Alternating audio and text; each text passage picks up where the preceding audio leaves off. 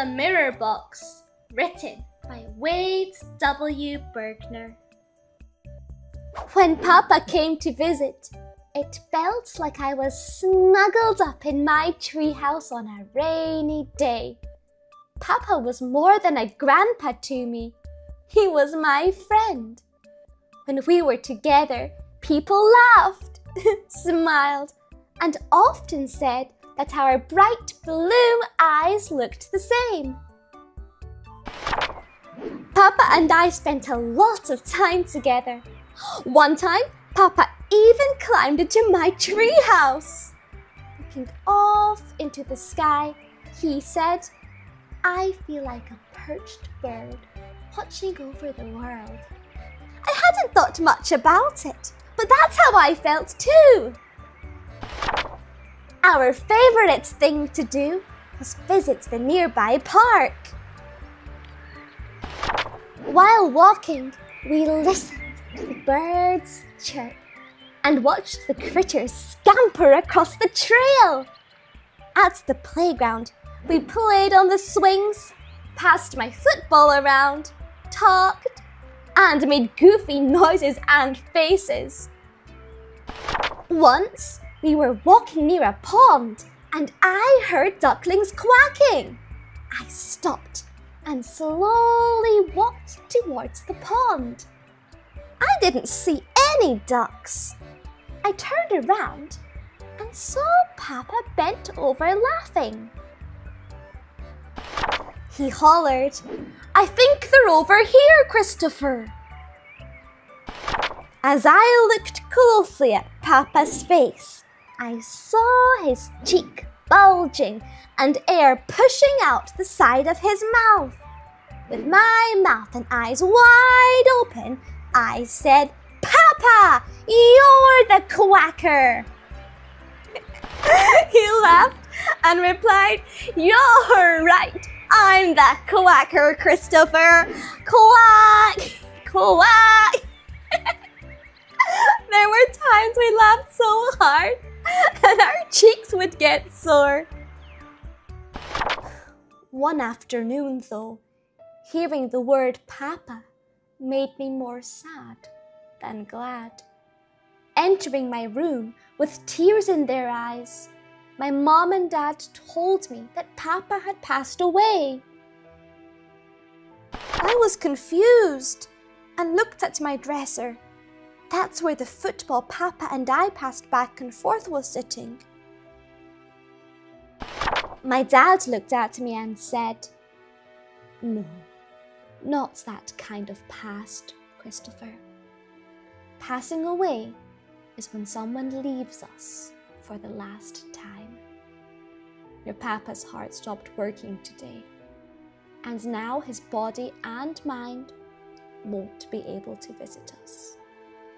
With my eyes scrunched up like I'd just bitten into a fresh lemon, I replied, "But I don't get to say goodbye?" For a long while, I sat upstairs on my bed, feeling only sadness. Downstairs, there were family and friends visiting to talk about how much Papa had meant to them. That day, our home wasn't the fun place that Papa had always made it. With my eyes watering and my puppy, Sammie, snuggled upon my chest, my mind began to relax and wander off. Suddenly, I remembered that under my bed was something special Papa had given me. While I shimmied myself to the end of my bed, my arms stretched and my head leaned just far enough to reach for that gift. As I sat back, I was startled to see my own face looking at me. This gift Papa had given me was a mirror box, but the eyes looking back at me were Papa's eyes. My tears began dripping again, but this time on the mirror box, blurring the reflection. Sammie looked straight up at me and licked the tears falling from my eyes. And then Sammie darted under my bed. I heard a loud quack, and Sammie emerged with her rubber yellow ducky. Quack, quack. Sammie's playfulness reminded me of the fun Papa and I always had together.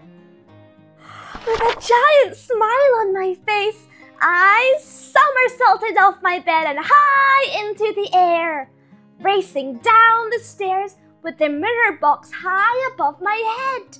I ran to Mum and Dad, excited to share the news.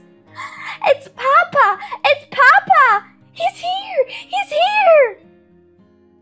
I knew he'd never say goodbye and would always be nearby. With a confused and startled look on their faces, they listened as I told them about Sammie quacking the duck and what I saw in the mirror that Papa had given to me. After hearing all this, Mum said, "When did Papa give you that mirror box?" I replied, "A few months ago. Papa asked me to promise to keep it to myself and not peek." By now, all the friends and family within our home had begun to gather round my parents and me. They were very curious about what I was sharing with Mom and Dad. As everyone looked at the mirror box, I noticed there was a small key taped to the back. The entire room went silent when I pulled the key off the mirror box to open it. I turned the key and lifted the lid. Inside was a letter in Papa's handwriting and 3 small rocks. When I read Papa's letter out loud, I was surprised how easy it was for me. I had trouble reading out loud at school. Not today, though. Dear Christopher, I'm so glad you kept your promise and are now opening your mirror box. I've expressed my love for you, your little sister Allie, and the rest of my friends and family many times over. I'm hopeful that my message was firmly stuck in each of your memories. I want you to know that whatever feelings you're having about me graduating to this next place are perfectly fine. If it's tears that visit you, they're helping you heal. If it's confusion, sadness, or any other feeling, those feelings are there to help you also. I'm excited to tell you in this next place, I now too can help you heal, just like your feelings do. My graduation to the next place allows me to meet with you anytime, anywhere. If there's a time you can't find me, search for that joyful place we shared, and you'll find me there. Whenever you quiet your mind, listen for me. I'll be in that quietness. Visiting there is easier than you think. When you do, we'll revisit the love, laughter, and learning that we share. Love always, Papa. After finishing Papa's letter, Sammie gave me a sloppy wet kiss. I smiled at him, and then I looked at the special rocks Papa had left for me. On each rock was a word in blue paint. Love, laugh, learn. I guess Papa didn't want his friends and family to look for his goodbye, because he'd always be nearby. Hi friends! I hope this heartfelt story has brought you comfort. If someone special to you has gone to heaven and become an angel. Remember, whatever emotions you are feeling right now are perfectly normal. But always remember that they're never really gone. They're always with you, and their memories will live in your heart forever. They'll be beside you, protecting you and guiding you. Our friend Wade W. Bergner, who wrote this special story, also created a very beautiful exercise for you to help your hearts feel calm. So, I will say goodbye for now and leave you with this task. See you soon, friends. Big hugs and lots of love. Bye! Be connecting to a loved one. Think of a special person or a pet you've lost. Is there a special place you and your loved one spent time together? Can you visit this place? If not, can you visit this place in your mind? I invite you to shut your eyes and take 3 deep breaths.